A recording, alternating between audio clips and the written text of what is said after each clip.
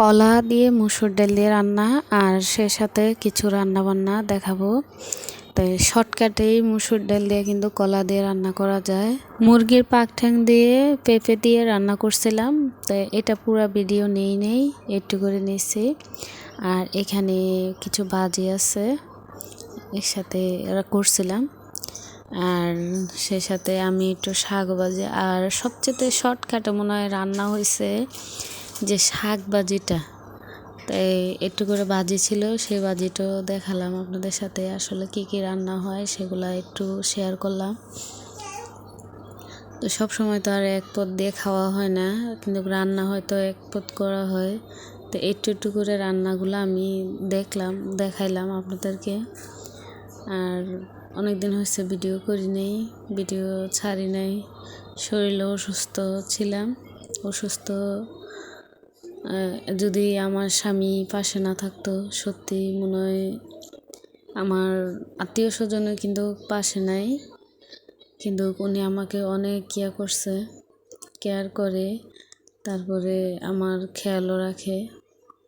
তো এই জন্যই কিন্তু ভিডিও দেওয়া হয় নাই, ভিডিওগুলো দেই নাই। খুবই অসুস্থ লাগছিল কয়েকদিন, তাই ভিডিও দেই নাই। যে এখানে ইয়াতেও অনেক সমস্যা দেখা দেয়, কারণ ভিডিও ঠিক মতন না ছাড়লে, এমনিতে তো ঠিক মতন ভিডিও ছাড়তেও পারতেছি না, তো অনেক সমস্যা হয়। চলে তো আসলাম শখ করে, কিন্তু এখন দেখা যায় ঠিক মতন ভিডিও ছাড়তে পারতেছি না, ভিডিও দিতে পারতেছি না, ঠিক মতন কাজও করতে পারতেছি না। দেখা যায় একদিন দিলে আরেকদিন দিতে পারি না, আর টাইমটাও অনেক লেট হয়ে গেছে। কি করব চিন্তা করতেছি। এখন বন্ধ করতে পারতেছি না, যে বন্ধ করে দেব সেটাও পারতেছি না। কি একটা অবস্থা, নিজের প্রতি নিজে মনে হয় করতেছি।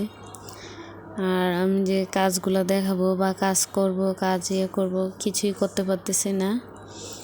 তাই কলাটা বসাই দিছি কলা রান্না বসানোর পরে আমি হলুদ মরিচ একসাথে দিয়ে একটু ঝোল দিয়ে আমি একসাথে। আর যারা কলা রান্না করেন, অনেকের কিন্তু পুষ্কুনির পানি থাকে না, তারপরে দেখা গেছে ওয়াশার পানিও থাকে না, তো এই কলাটা কিন্তু কালো হয়ে যায়, কালসে হয়ে যায়। তো একটু হলুদ আর লবণ দিয়ে দিলে পানিতে, তাইলে আর হবে না। তার সাথে যদি মুসুর ডালটা আর কলার সাথে যদি ধোয়া হয়, তাহলেও কিন্তু আপনার কালো হবে না।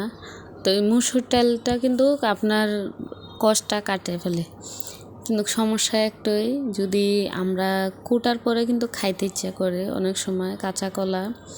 তো এই মুসুর ডালটা দিলে এক ধরনের ঘ্যাস লাগে, মুসুর ডালের একটা যে গায়ে গন্ধ আছে, ওই গন্ধটা তখন কলার ভিতরে চলে যায়, তখন আর কি খাইতে ইচ্ছে করে না। তো আপনারা যদি এরকম করেন, রান্না করলে এরকম রান্না করতে পারবেন, যে মুসুর ডালটা আর কলার সাথে যদি মিক্স করে ধোন, তাহলে দেখবেন একদম কালো হবে না কলা।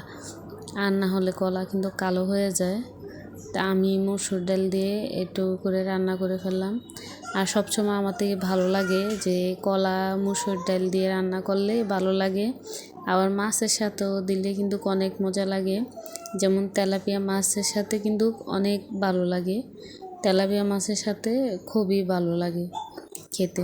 আমি ভিডিওতে তেমন একটা কাজ করতে পারতেছি না, আর আমার অনেক কিছু ভুল হয়, আমি প্রায় আমার ভিডিওগুলোতে সমস্যা হয়। তো আমি তো খেয়াল করছি এটা আসলে অনেক সমস্যা হয়, তাই আমি চেষ্টা করব যে ভালো করে করার জন্য।